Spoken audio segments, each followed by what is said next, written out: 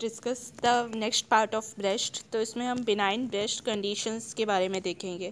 तो इसमें पहला तो ब्रेस्ट एब्सेस होता है। तो ब्रेस्ट एब्सेस या तो लैक्टेशनल हो सकता है या फिर डक्ट एक्टेसिया से एसोसिएटेड हो सकता है। लैक्टेशनल वाला ज़्यादा कॉमन होता है, ये लैक्टेटिंग मदर्स में होता है और इसका मोस्ट कॉमन ऑर्गेनिज्म जो रेस्पॉन्सिबल होता है वो स्टेफ ऑरियस होता है और इसका सोर्स होता है ओरोफेरिंक्स ऑफ चाइल्ड के ओरोफेरिंक्स से आता है ये।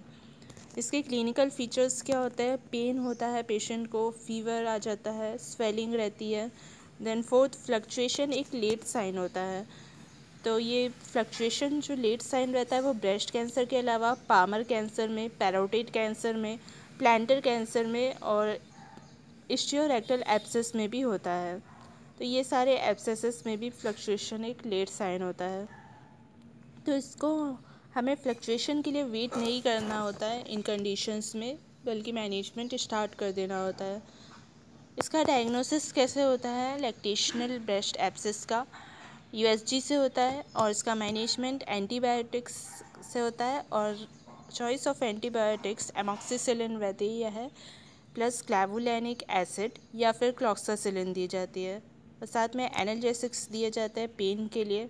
और अगर पस प्रेजेंट है तो स्ट्रेट हमको इंसिजन एंड ड्रेनेज पे नहीं जाना होता है। एटलीस्ट 2 अटैम्प्ट्स हमें यूएसजी के करने होते हैं, यूएसजी गाइडेड एस्पिरेशन के। उसके बाद अगर वो फेल होता है तो फिर हम इंसिजन एंड ड्रेनेज के लिए जाते हैं और ये ब्लेड नंबर 2 से करते हैं हमें। ना पेशेंट के साथ हमको ये डिस्कस भी करना होता है कि लैक्टेशन को हमको सप्रेस करना पड़ेगा ताकि फिस्टुला फॉर्म ना हो, और लैक्टेशन को सप्रेस करने के लिए हम देते हैं कैबरगोलिन ताकि लैक्टेशन सप्रेस हो जाए ना। दूसरे टाइप का जो एब्सेस था वो था breast abscess associated with duct ectasia. तो ये पेरीमेनोपॉजल वुमेन में होता है और एरोबिक और एनएरोबिक बैक्टीरिया दोनों के कारण हो सकता है। डायग्नोसिस इसका यूएसजी से करते हैं एंड मैनेजमेंट एंटीबायोटिक्स से करते हैं, साथ में सर्जरी भी करते हैं हेडफील्ड प्रोसीजर से। सो ये इन दोनों का डिफरेंस है। नाउ नॉन हीलिंग एब्सेस, ये क्या होता है? अगर नॉन हीलिंग एब्सेस है किसी पेशेंट को जो हील नहीं हो रहा है तो फिर हमको टीबी सस्पेक्ट करना होता है या फिर इन्फ्लेमेटरी ब्रेस्ट कैंसर सस्पेक्ट करना होता है जो कि वॉल ऑफ लीजन से आता है। अगर वॉल ऑफ लीजन से हम बायोप्सी लेंगे तो उससे हम कंफर्म कर सकते हैं कि इन्फ्लेमेटरी ब्रेस्ट कैंसर है या नहीं ना। सेकेंड कंडीशंस जो बिनाइन ब्रेस्ट कंडीशंस की है वो होती है ANDI, that is aberrations of normal development and involution. Involution menopause के दौरान होता है, तो अगर नॉर्मल इन्वॉल्यूशन नहीं होता है तो उससे भी अबेरेशंस आ सकते हैं। इसमें क्या होता है,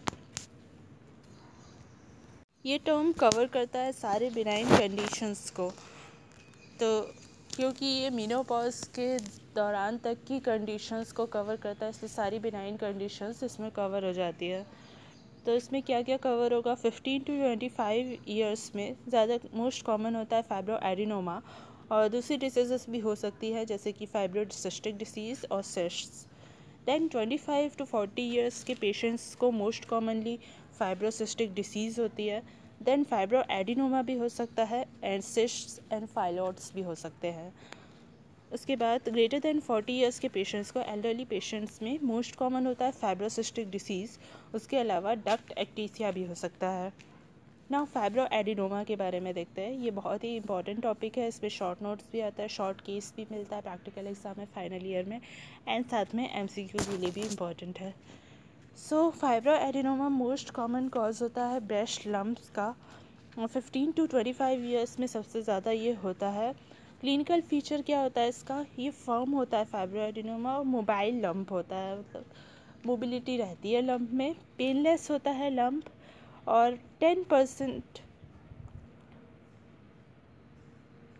पेशेंट्स को मल्टीपल फाइब्रो एडिनोमा हो जाता है। ना डायग्नोसिस इसका USG से होता है, कोई हिस्टोलॉजिकल कंफर्मेशन की ज़रूरत नहीं होती है क्योंकि ये बायर्स 2 की ग्रेडिंग में आता है और ये बिनाइन ग्रेडिंग में आता है, इसलिए कोई बायोप्सी की ज़रूरत नहीं है। ना फाइब्रो एडिनोमा में पॉपकॉर्न कैल्सिफिकेशन भी मिलता है। देन हिस्टोपैथोलॉजी में 2 टाइप्स का ये होता है, पेरिकैनिकुलर कैनालिक्यूलर एंड इंट्रा कैनालिक्यूलर। सो पेरी कैनालिक्यूलर जो है ना वो हार्ड टाइप का रहता है। इसको हम कैसे याद कर सकते हैं? P for peri canalicular and P for पत्थर भी होता है, that is stone which is hard. Then management कैसे होता है फाइब्रोएडिनोमा का? सर्जरी के इंडिकेशंस क्या क्या होते हैं? सबसे पहले तो कॉस्मेटिक रीज़न होता है, क्योंकि इसका जो एज ग्रुप अफेक्टेड रहता है वो 15 to 25 ईयर्स की लेडीज़ होती है, तो उनका जो मेन कंसर्न होता है वो कॉस्मेटिक ही होता है। देन सेकंड, पेनफुल रहता है, तो वो भी एक इंडिकेशन है अगर पेनफुल रहता है तो। Then third, rapid increase in size में बहुत ज़्यादा इंक्रीज़ होता है, तो हर 6 मंथ्स पे हमको ये नोटिस करना होता है कि साइज़ में बहुत ज़्यादा तो इंक्रीज़ नहीं हो गया, नहीं तो फिर हमको सर्जरी करनी होती है। Then fourth, family history of breast cancer अगर है तो वो भी एक इंडिकेशन है। देन फिफ्थ, जाइंट फाइब्रोएडिनोमा है, अगर ग्रेटर देन 5 सेंटीमीटर वो हो गया है तो ये एक इंडिकेशन होता है। नाउ पेरी एरियोलर इंसिजन इसमें हम देते हैं, उसके बाद फिर क्लोज कर देते हैं सब क्यूटिकुलर सूचर से, 30 वाला जो सूचर होता है। स्कार्स को अवॉइड करने के लिए हम ऐसा करते हैं, तो अगर हम इस तरह का सूचर देते हैं और पेरियोलर इंसिजन देते हैं तो सर्जरी के जस्ट बाद भी थोड़ी सी स्कारिंग दिखती है, और 1 मंथ के बाद तो इवन हम नोटिस नहीं करते, इतनी स्कारिंग लेफ्ट रह जाती है, मतलब बिल्कुल ही नहीं दिखती है 1 मंथ के बाद। अगर लोअर हाफ में रहता है लीजन तो